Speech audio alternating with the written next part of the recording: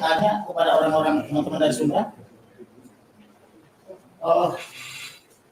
pada intinya di menit-menit tertentu ada semacam ajakan untuk membungkus Pemkon. Itu kira-kira siapa? Relevansi pada perkara ini. Apakah si Pemkon itu MKT maksudnya? Saya tidak perlu kata-kata itu dan saya tidak perlu mengatakan kekurangan seseorang. Baik. Sudah turun pengacara-pengacara yang koordinasi nasional, kemana kita sekali kenapa tidak datang ke pengadilan? Apakah ada minta kata-kata itu? Saya tidak tahu. Tidak tahu ya. Apa terima kasih. Kemudian saya mau bertanya kepada Bapak Kiai yang dari Bogor ya, Kiai Zain Jainuddin ya, Zain Jainuddin. Kita sama-sama di belakang. Saya Kamarudin Pak. Bapak itu tadi kalau saya tidak salah catat sudah lebih dari 5 kali berhaji ya. Kemudian juga sudah lebih daripada kurang lebih 30 kali umroh. Itu banyak. Juga pengasuh pondok Anda dari NU ya. Bapak pernah dengar ada Garuda sana? Tidak. Kemudian Bapak tadi mengatakan tidak nyaman dengan video-video yang dibuat oleh terdakwa. Tidak sadar, betul? Video yang mana yang tidak nyaman? Apakah semua video? Apakah video sumber skala dusta? Atau video tidak kuning? Dari seluruh video yang ditayangkan, saya merasa tidak nyaman. Tidak nyaman untuk seluruhnya. Bagaimana dengan ayat-ayat yang diikuti itu? Apakah betul ada ayat itu? Misalnya surat 72 Al-Jin 19 itu ada? Ada.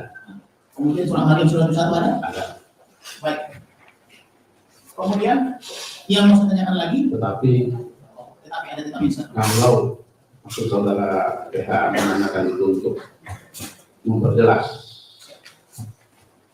sayangnya penafsiran dan pemahaman saudara KC terhadap ayat-ayat tersebut menyimpang. Pemahaman yang menyimpang dari apa yang seharusnya. Seharusnya bagaimana pemahamannya? Seharusnya kesimpulannya bukan bahwa Nabi Muhammad SAW itu mengikut jin.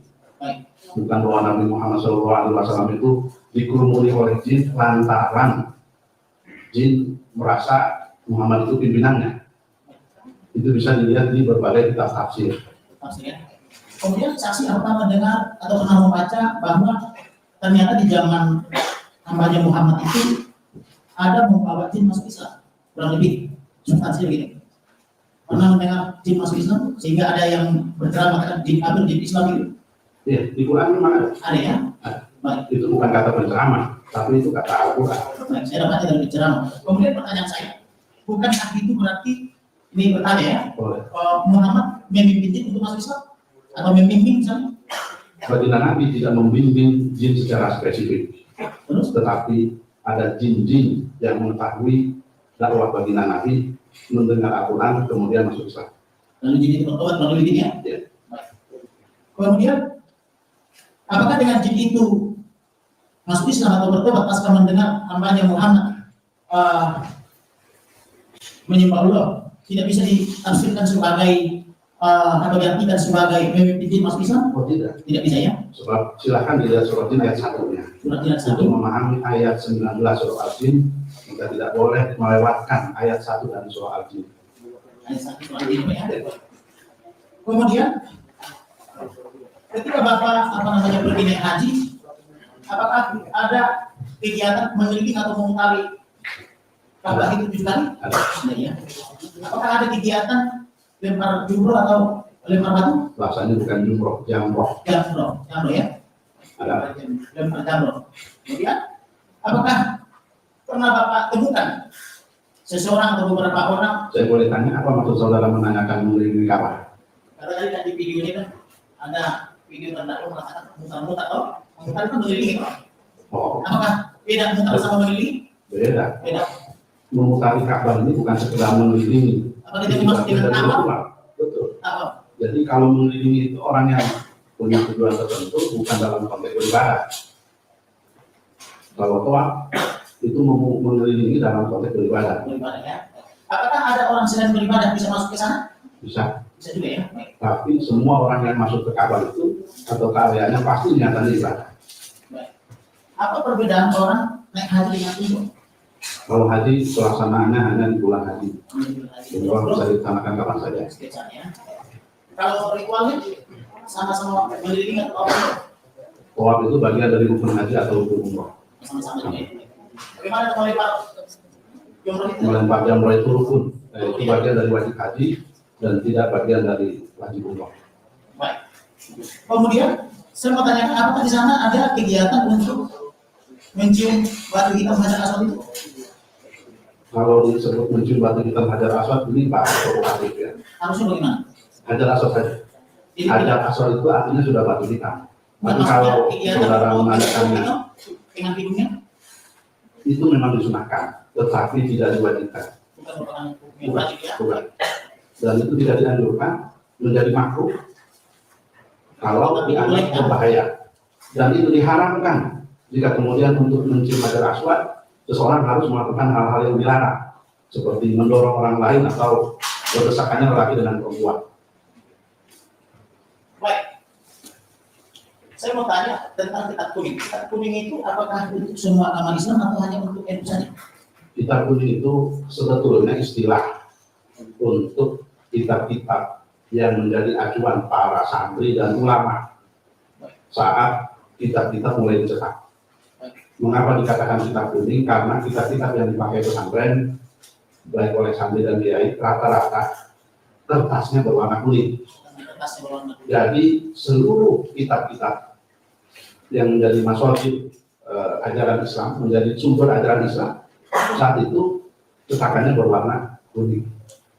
Karenanya ketika kita bicara kitab kuning sebetulnya bukan cuma bicara kitab-kitab pesantren.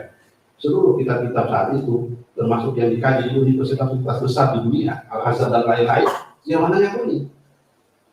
Karena itu maka ketika saudara kece dengan gagah menyebut nama kitab kuning, maka itu bukan saja melecehkan kiai atau syekh An-Nawawi Al-Mantani yang menyusun kitab kasih itu saja, tetapi juga mencederai, melukai, menista seluruh para ulama yang mengarang kitab-kitab berbahasa Arab yang seluruhnya juga masuk kategori kitab kuning.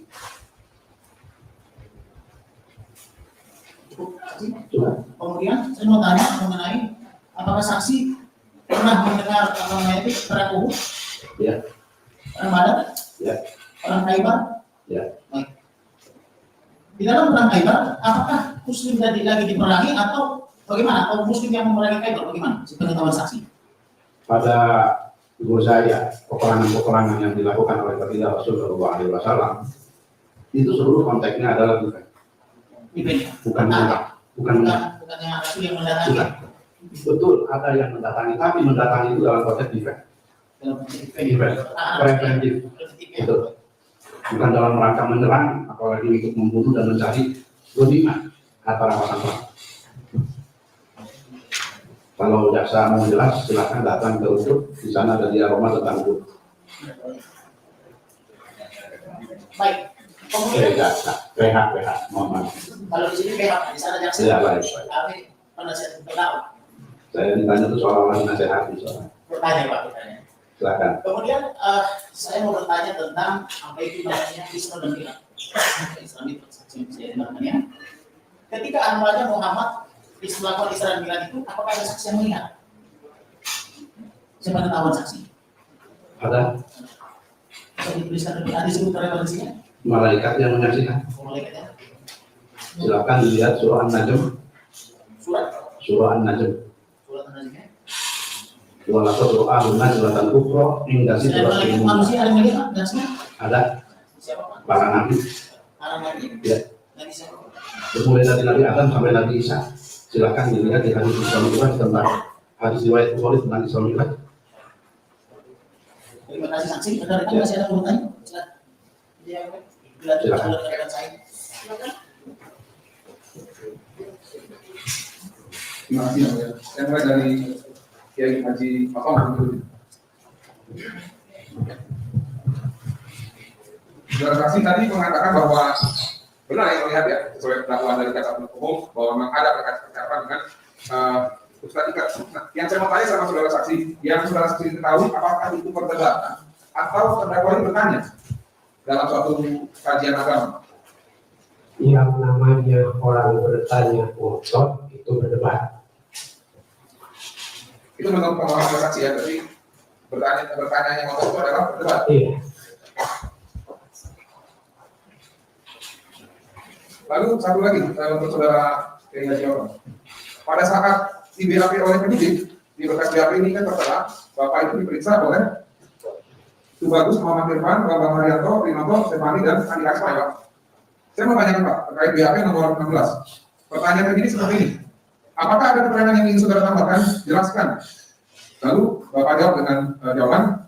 Dan saya jelaskan bahwa keterangan yang ingin saya tambahkan ialah jika seseorang ingin mencari kehidupan yang tenang, harus mempunyai keyakinan sesuai di hati. Jika seseorang tidak bisa menemukan keyakinan sesuai di hati, maka hidup tidak akan tenang. Benar itu kata-kata Bapak? Iya. Benar ya? Baik, saya sekarang kepada saksi Kiai Haji Maulid Nafi.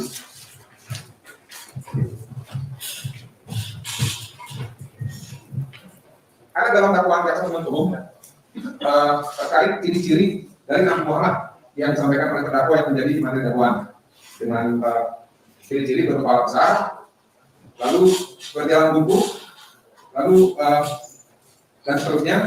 Yang saya tanyakan, apakah saudara saksi tahu bahwa di dalam Kita kuliah karena kita menjadikan bukti kelihatan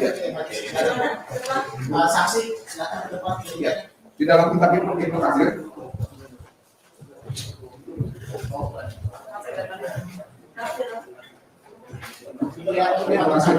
Jamaah Rasul, ciri karakter kenabian, keistimewaan, mujizat Rasulullah. Karena ini ada pengunjung sidang yang semarah dari kalian dan bacakan di sini. Nah ini, saya kutip dari kitab ini, halaman 57.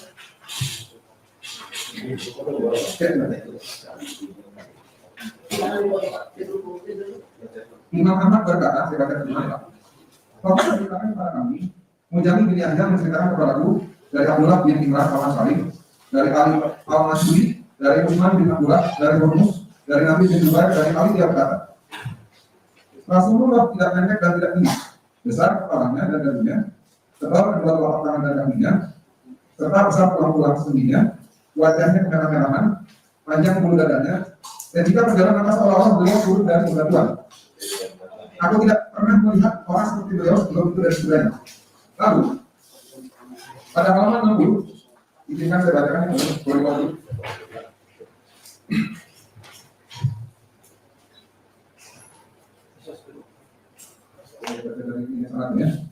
Imam Ahmad berkata, Aswad bin Amir menceritakan kepada kami, Syarif menceritakan kepada kami, dari Ibnu Umar, Syarif berkata, aku bertanya kepadanya, dari siapa wahai Abu Umar? Dia menjawab, dari Nabi bin Zubair. Dari ayahnya, dari Ali dia berkata, maksud dari mana?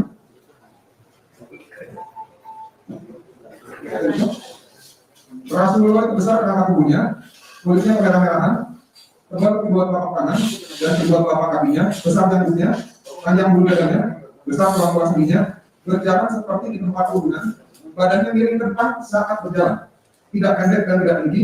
Aku tidak pernah melihat orang seperti beliau, baik sebelum beliau atau sesudah beliau. Makasih.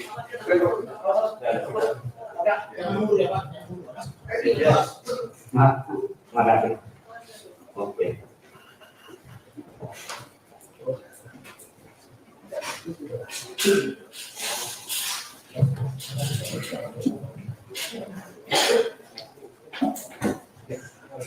Apakah saudara saksi pernah mendengar atau melihat ataupun membaca kitab-kitab tersebut mengenai ciri-ciri dari fisik dari Nabi Muhammad? Udah belum baca. Ya. Yang ditanyakan apa nih? Yang saya tanyakan, apabila yang disampaikan oleh terdakwa di dalam dakwaan mengenai ciri-ciri Nabi Muhammad ternyata ada referensinya dasarnya dari kitab Ibnu Katsir, apakah ini juga bentuk suatu ujaran kebencian ataupun bohong? Yang saya tadi sampaikan bacanya benar, tapi pemahamannya salah. Dia kata Fauzul Indonesia itu tidak bongkok, lafaznya itu cukup. Karena kayak orang lagi turun, dia ambil, mohon maaf ya betul, dia tidak mengusungkan jalan, jadi beliau itu hampir pasal begitu model jalannya. Nah, yang menjadi persoalan ini kalau saya nggak salah benar, dikatakan bungkuknya itu yang tadi dari Ali sudah sampaikan, karena menunjukkan bahwa beliau itu rendah. Referensinya benar, yang dari tadi referensinya benar, tapi pemahamannya dan kesimpulannya yang salah. Izinkan saudara saksi ini lagi sedang ini kan karena ada perkataan gini Pak. badannya miring ke depan saat berjalan. Jadi apakah ini dapat diartikan sebagai bungkuk, saudara saksi? Oh beda, miring dengan Beda, itu ya. beda. Karena pemahaman terdakwa terhadap kata-kata ini adalah bungkuk, tapi kalau beda, ya itu kan pendekatannya. Ya. Lalu selanjutnya, tadi saudara saksi terkait surat Al-Jin 19 ya, mengatakan bahwa artinya sebenarnya adalah jin-jin tersebut takjub ketika Nabi Muhammad yang perempuan melakukan sholat dan melantunkan ayat Al-Quran. Benar ya? Betul. Yang saya mau tanyakan adalah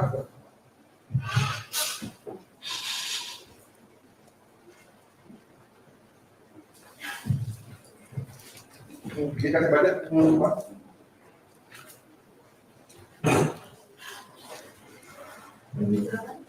Pak Polda tadi. Polda ya.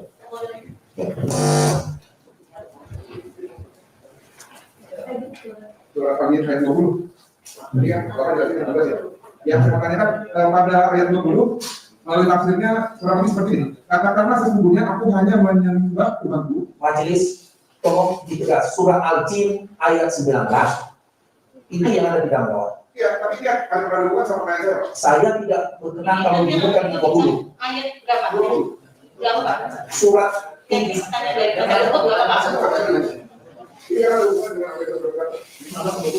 Ini sebenarnya 20 ada di ayat 20 katakanlah sesungguhnya aku hanya menyembah Tuhanku dan aku tidak mempersekutukan sesuatu pun dengannya. Ya, yang saya mau tanya kepada saudara saksi, apakah ayat 19 dan ayat 20 itu sambung, Pak? Iya, jelas bersambung. Ya, Dari 19 ke 20 pasti sambung. Kalau ke 21 berarti lompat. Gitu aja. Belajar obsesi depan itu sana cukup. Allah mau pulang ya. ya jelas, Pak. Ya. Karena ini kan jelas. Yang penting-penting ditanyakan. Ya, ini karena saya pakai kitab suci saudara saya Islam, makanya saya harus Ya. Udah jelas Pak. Ya. Yang saya mau tanyakan ini, Pak, ini instruksi kepada Nabi atau perkataan Nabi, Pak? Sesungguhnya aku hanya menyembah Tuhanku dan aku tidak mempersekutukan sesuatu pun dengannya karena dikelilingi oleh jin. Bukan karena dikelilingi, itulah yang susah juga dilatih orang Al-Quran. Misal, Anda jangan masuk konten, biar nggak tambah salah gitu. Kalau inamat menurut diwala itu bisa adanya, aku menyembah Allah saja dan tidak menyekutukan dengan yang lain. Itu adalah komitmen seluruh nabi itu begini, tidak ada yang mensekutukan. Terus apa yang anda tanyakan itu? Yang saya tanyakan begini, Pak, apakah ini anjuran kepada Nabi Muhammad karena pada saat dikelilingi jin gitu? Oh, Dia enggak, itu menyampaikan bahwa tidak boleh. semua misi nabi mulai dari Nabi Adam itu semuanya tahu kayak itu, bukan karena dikelilingi. Jadi seluruh nabi kalau itu dalam pemahaman Al-Quran dari Nabi Adam sampai Nabi Muhammad itu, ya dia tidak boleh mensekutukan dengan yang lain, bukan persoalan dikelilingi. Itu adalah risalah kenabian dari seluruh nabi sampai sekarang sampai diteruskan oleh para ulama, termasuk pada yang dari Nabi Musa Nabi Muhammad dan terus sampai disampaikan para ulama. Itu ada hubungannya karena apa? Karena apa? Jadi keseluruhannya dari dakwah Nabi itu, risalah Nabi itu adalah tauhid Nabi syukur biahad. Ya, saya mau berkata saja, Pak, karena menurut pemahaman dari terdakwa kan dari yang disampaikan karena dikelilingi berarti apa namanya ada dugaan bahwa dekat gitu, Pak. Nah, gitu. Saya Pak. Nah, Jadi, Pak. Nah, makanya dalam ayat 20 ini menurut kami ini adalah anjuran kepada Nabi agar tidak dekat dengan jin gitu, Pak. Salah total. Mas, gini nih. Tanya dari penting ya. Mohon maaf saya jelaskan. Anda coba tambah nanti itu satu apa nanti melakukan di mana itu marah semua orang nanti. Anda coba aja Mas Bapak kalau nggak paham dan tambah cuma tambah sesat. Di dalam ayat yang 19 itu menyebutkan. Ketika Nabi berdoa Nabi baca Al-Quran itu hampir yang merasa jin itu mendengarkan karena tertarik itu. Sementara soal menyembah Allah yang satu, itu risalah pertama untuk tauhid itu. Yang dihubungkan berkenaan dengan Nabi dan kita terlindung enggak. Itu asli dari tauhidnya itu. Maka jangan masuk ke situ. Saya ingin meskipun ada penasihat hukum, saya akan nasihati biar tidak tambah blunder. Nanti malah menjadi ini memaknai Al-Quran yang salah itu menjadi penistaan di situ nantinya Anda itu. Meskipun bertanya, saya ingin jelaskan, jangan Anda menafsirkan dari yang terdakwa atau malah tambah kemana-mana tafsirnya. Gitu. Oke, baik. Saya skip ke pertanyaan selanjutnya ya. Tadi saudara saksi mengatakan bahwa yang disampaikan terdakwa bahwa Islam itu adalah ajaran agama terus, kita salah ya? Betul ya? Salah. Nah, yang saya mau tanya kepada saudara saksi, di tahun 2020 ada salah satu ustadz bernama Haji Yahya yang sependapat dengan terdakwa bahwa umat Islam yang baik katanya adalah teroris.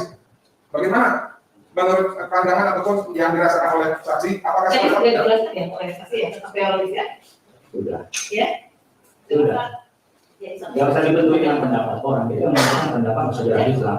Soal orang berpendapat itu terserah orang, nggak ada urusan dengan kami. Oleh karena itu saya berharap penasihat hukum jangan bentukan yang kita nggak dalam kapasitas menilai orang lain di dalam sidang itu. tidak dilakukan. Sudah diperlukan ya. Cukup dari saya, Mas. Terima kasih. Terima kasih. Masih ada? Saya ingin bertanya kepada Pak Kabir. Pak Kabir, Ya. bukankah Islam juga mengadakan ajaran belas kasih kepada sesama manusia dan bahkan kepada binatang, tumbuhan juga lingkungan? Bagaimana menurut pendapat? Nanti sudah disampaikan yang lain ya. Kalau itu bahkan orang dijanji masuk surga pun karena belas kasih pada hewan. Sudah dijelaskan tadi. Berikutnya, bagaimana mengampuni orang supaya orang bertobat di dalam Islam? Apakah Allah tidak memerintahkan supaya mengasihi sesama manusia dan mengampuni orang yang bersalah? Bagaimana menurut Bapak? Ya, kita diperintahkan untuk mengasihi manusia. Kita diperintahkan untuk memantau nabi Muhammad. Kalau orang berdosa, dia bilang istighfar, hanya tobat, jadi minta ampun kepada Allah, tidak mengenal kembali, dan diikuti dengan perbuatan-perbuatan baik. Itu diperintahkan dalam Islam. Oke, selanjutnya, apakah Al-Jin 17 benar mengatakan barang siapa yang berpaling dari peringatan Tuhannya, niscaya akan dimasukkannya ke dalam azab yang sangat berat? Secara kemanusiaan, apakah orang yang pasti kena azab berat harus dihukum secara hukum dunia? Bagaimana pandangan Anda? Oh, kalau ada hukum dunia, ada yang akhirat. Kalau yang di dunia itu adalah berlaku ada namanya dia hukum manusia di antara kita yang diisi oleh kita. Akhirat prioritas Allah semata. Jadi sama dengan kita dosa dalam manusia bisa dimaafkan kalau manusia yang didosai itu memaafkan. Tapi kalau dosa kepada Allah misalnya Allah memaafkan. Jadi hukum dunia itu berlaku di dunia, sementara di akhirat berhubungan dengan Allah mengampuni atau tidak mengampuni. Sekian dan terima kasih, Pak. Terima kasih kembali. Yang lebih saya benar-benar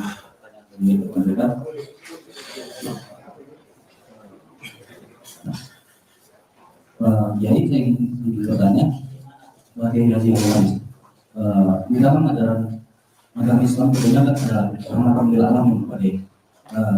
Apakah tindakan Pak Kiai pernah melakukan supaya sudah terdakwa ini juga tabayun atau berdiskusi, karena kami melihat dari penasihat hukum dari awal penangkapan hingga beliau melakukan pemeriksaan yang sangat kecil itu belum pernah ada tempat ataupun forum supaya beliau menyampaikan sesuatu. Apakah dari MUI sendiri ada hal-hal preventif untuk supaya beliau yang dikatakan bertobat atau apa itu, atau pernah melakukan hal seperti itu dari MUI? Yang Anda tanyakan tabayunnya atau preventifnya? Dua-duanya. Oke. Kalau tabayun itu berarti di dalam forum di mana inja akun fasikun binamuin fatabayun, orang fasik memberikan informasi baru tabayun. Kalau ini bukan informasi, ini penafsiran sementara. Jadi bukan ranahnya tabayun. Itu yang pertama. Yang kedua, langkah preventif yaitulah depan hukumnya adalah tabayun. Hukum sudah dijelaskan, ada pembela, ada penuntut, ada hakim. Itu adalah bagian dari instrumen. Jadi ada penyelesaian hukum masalah itu di depan hukum seperti ini, ada masalah dengan cara musyawarah, dengan cara menjelaskan. Nah ini yang sudah dianjurkan oleh kami ya, biar semua bisa ditegakkan keadilan dan menjadi pelajaran bagi yang bersangkutan dan bagi kita semua. Saya lanjutkan ya Pak Kiai. Ya. Apakah Pak Kiai mengetahui bahwa dalam dakwaan jasa digunakan lewat suara terbatas atau kolaborator dalam YouTube? Apakah Pak Kiai juga pernah menyaksikan adanya dari teman-teman dari Muslim itu juga penghujatan? Apakah ada ultimatum dari MUI supaya diperdayakan? Tadi saya juga tertarik Pak Kiai mengatakan supaya NKRI ini damai. Namun dengan beredarnya YouTube, ini sangat banyak sekali orang yang mengeluarkan pendapat yang sangat bebas gitu. Apakah dari MUI sendiri ada langkah ataupun pernah melakukan ultimatum seperti itu? Ultimatum adalah Ultimatum melakukan peringatan terhadap channel-channel yang mungkin mendiskreditkan ras, golongan agama. Apakah dari MUI sendiri sebagai wadah untuk memberi representasi, apakah pernah melakukan hal seperti itu atau hanya kepada saudara saja? kita ini melakukan fatwa nomor 17 tahun 2017 tentang fikih bermedia sosial. Nah, disitulah bagian dari pedoman untuk masyarakat cara bermedia sosial yang baik. Kemudian kami juga ada komisi infocom, yaitu bagaimana merekam dan bagaimana menyampaikan dakwah melalui media sosial. Itu kami lakukan yang untuk umat. Kemudian yang untuk negara, kami lakukan koordinasi dengan yang berwenang. Hal yang ini kalau memang bisa bicara dengan cara dakwah, cara visi-visi diselesaikan, kita selesaikan. Kalau itu bisa dilakukan dengan kebijakan berkecuali dan seterusnya, itu dengan kebijakan. Tapi ada yang memang itu perlu dihadirkan di depan hukum seperti sekarang. Tapi dorong, bukan hanya ini saja. Beberapa kasus lain kalau memang itu perlu didorong ke media hukum dan pengadilan, kami dorong itu. Jadi kami lakukan hal itu tanpa pengecualian agama apapun di Indonesia, siapapun di Indonesia ya harus mencari terhadap hukum kita. Baik, saya lanjutkan. Oke, satu lagi. Sebagai pimpinan pusat MUI, apakah Pak Kiai juga memantau ketua MUI yang ada di cabang? Dan apakah pernah menginstruksikan apabila salah satu keluarga misalnya masuk ke Kristen atau pindah ke keyakinan yang lain, itu diinstruksikan misalnya untuk diintimidasi atau didatangin supaya ditarik kembali? Apakah ada warning seperti itu pada cabang? Enggak pernah ya. Kita nggak pernah lakukan itu kan orang beragama. Tapi kita menyatakan itu jangan sampai melanggar hukum. Maka kita amar ma'ruf, memberi kebaikan dengan cara baik. Tidak boleh kita mengajak pada kebaikan dengan cara yang vulgar, dengan cara yang kasar. Begitu juga melarang kemungkaran, keburukan, tidak boleh dengan cara buruk, cara yang baik itu kami lakukan. Jadi soal beda agama di Indonesia adalah bagian dari hak asasi, mau dari Muslim, keluar dari Muslim, itulah ranah kebebasan beragama. Kami hanya meminta kepada jajaran MUI mendakwahkan kebenaran. Tapi yang berbeda adalah Allah. Inna kalatas di ma'asbokkan. Kita kepada kita yang di Malaysia. Kita bisa memberikan ajaran, dari berikan hidayah petunjuk mengikutinya, itu dari Allah otoritasnya. Jadi kita nggak mungkin memaksa, mau ditinggal dia sih, apalagi itu melanggar hukum, pasti kami larang. Terima kasih. Jadi tidak masalah ya, ada yang berbeda dari satu daerah tersebut. Ya itu hak pribadi. Hak pribadi. Baik, terima kasih. Pak Kiai, saya untuk lanjut ke Kiai Jono.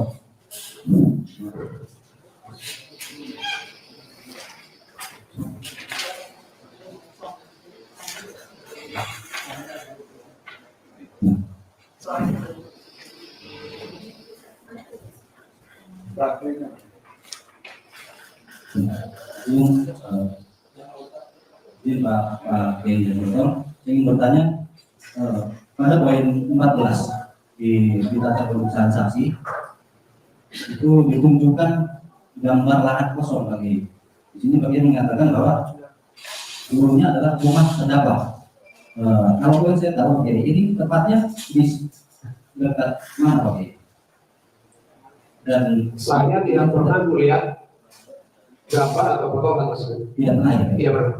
Karena saya menanyakan ini ada di tata pemeriksaan. Saya tidak pernah lihat. Tidak pernah lihat. Tidak pernah. Selanjutnya pada tahun 2002 di sini tadi sempat bagi yang menjelaskan ada di lokasi ketika terdakwa ini dikatakan diusir dari kampungnya karena berbeda pandangan terhadap keyakinan berbeda. Yang ingin saya tanyakan, apakah rumah yang tempat persekusi itu masih ada sampai saat ini? Kalau sekarang sih tidak ada, tapi waktu itu ada yang rusak. Maksud saya masih berdiri atau tidak rumah tersebut? Yang Kalau rumah asli ya sudah tidak ada. bukan maksudnya rumah yang dulu pernah disambangi oleh Pak Kiai dan yang lainnya. Kalau yang namanya kampung seiring dengan perkembangan kampung sendiri. Saya bukan peneliti daerah. Saya ingin bertanya kepada saudara saksi kayak di foto. Apakah saudara saksi pernah mengeluarkan statement yang dari saya katakan sifatnya provokatif di dalam satu kanal YouTube Kementerian Agama di Pangandaran yang mengatakan ada MUI tadi dan menginstruksikan supaya kemenang tersebut mengecat kepala betul? Saya tidak mengatakan ada, tapi jangan sampai ada istilah itu. Tapi apakah betul ada permohonan dari Bapak supaya memutus mata pencarian orang? Mungkin seperti itu. Bagaimana ya? Apakah betul saudara saksi pernah memohon atau meminta supaya seseorang ini dikeluarkan dari pekerjaannya? Saya tidak pernah berurusan dengan pekerjaan orang lain. Ya, baik. Yang saya tanyakan dan minta kepada Kementerian Agama karena haknya dia untuk memperbaiki keadaan ranah lembaga di bawah naungan jihad. Tolong itu perbaiki. Tidak ada saya berurusan dengan pekerjaan orang-orang. Kamu tahu saya, tahu. Supaya tidak simpang siur, Pak Kiai. Selanjutnya yang saya tanyakan itu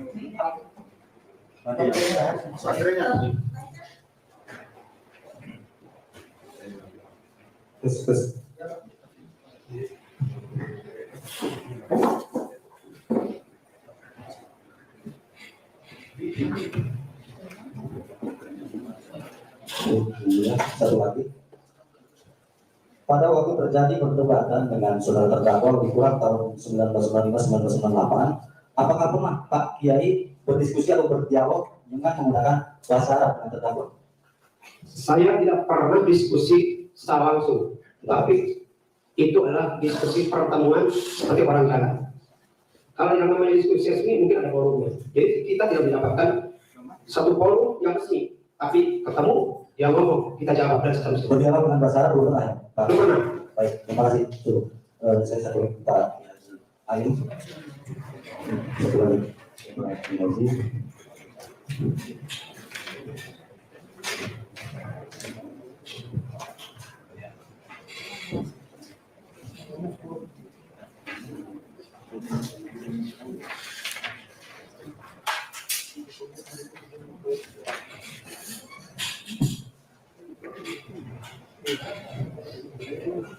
Izin Pak Kiai Ayu izin, saya ingin bertanya terkait BAP saudara saksi di poin 14. Ada pertanyaan penyidik seperti ini. Apakah masih ada keterangan lain yang akan saudara tambahkan selain keterangan saudara seperti tersebut di atas? Kemudian saudara saksi menjawab, dapat dijelaskan bahwa saya berharap KC sadar akan kesalahannya, KC dibina oleh pemangku agama Kristen sehingga menjadi umat Kristiani yang taat. Pertanyaan saya, apabila terdakwa ini bertemu di sini dengan Pak Kiai mengutarakan permohonan maafnya, apakah diterima nanti kasih tolong dari Pak Kiai? Terima kasih Pak Kiai. Secara pribadi sebagai seorang muslim, saya diminta oleh Tuhan saya untuk kalau anti na'minas memberi maaf kepada manusia. Kalau kaitan dengan saya maafkan.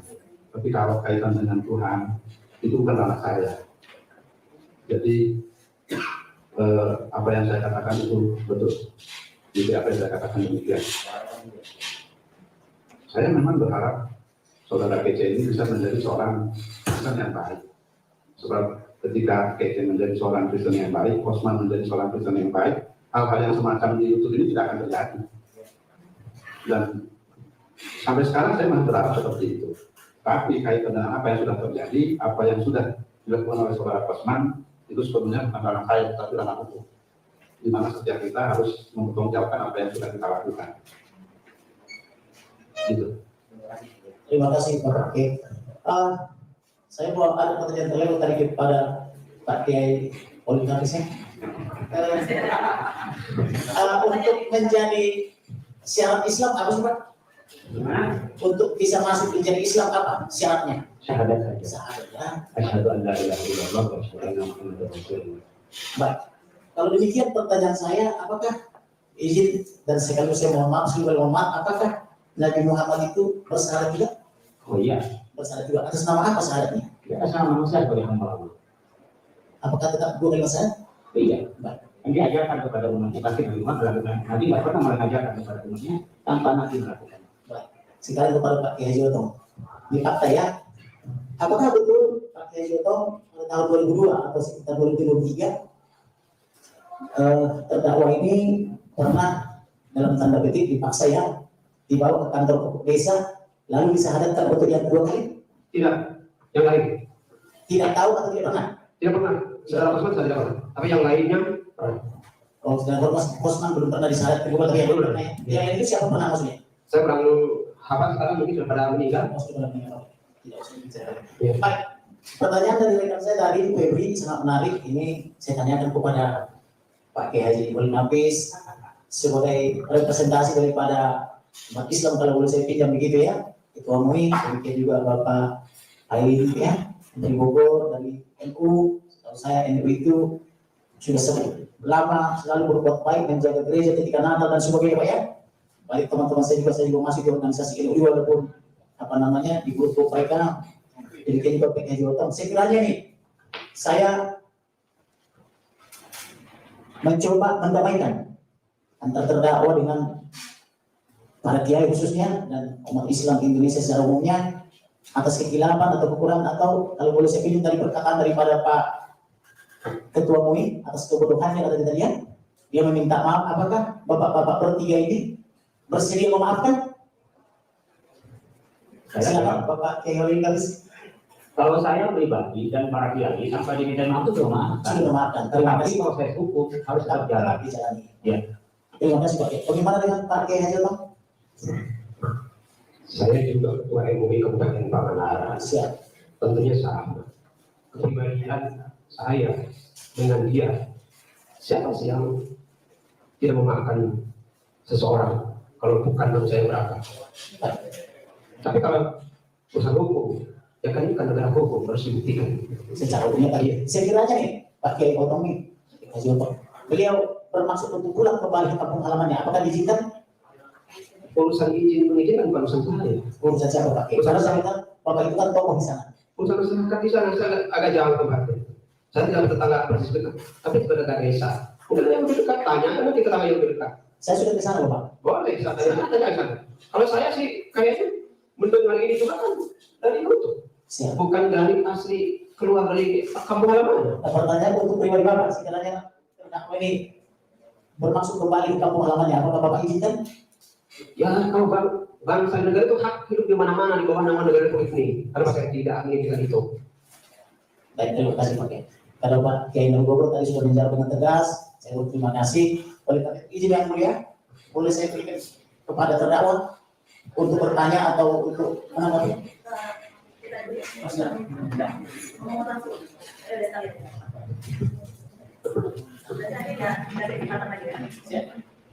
Ya, saya tidak ada kata tadi. Hari ini terima kasih dan saya mohon maaf ke seluruh umat Islam atau para ustadz, para kiai, para habaib, juga terutama ke Ibu Cimaragi, Kang Haji Otong. Saya mohon maaf dan terima kasih atas pemaafan tadi. Saya ingin berdamai, biarkan saya melaksanakan proses hukum saya. Dan nanti saya berkeinginan mungkin pulang dari sana, walaupun saya beragama, mohon bagi Otong menghormati saya. Artinya saya tidak diganggu. Mungkin itu yang bisa saya sampaikan.